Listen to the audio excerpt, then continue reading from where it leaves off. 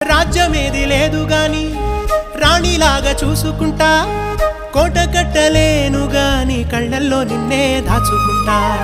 రాత ఎట్లా రాసి ఉన్నా మార్చి నీతో రాసుకుంటా. స్వర్గమంటూ ఉన్నదంటే అది నీతోనే ప్రతిరోజు పంచుకుంటా.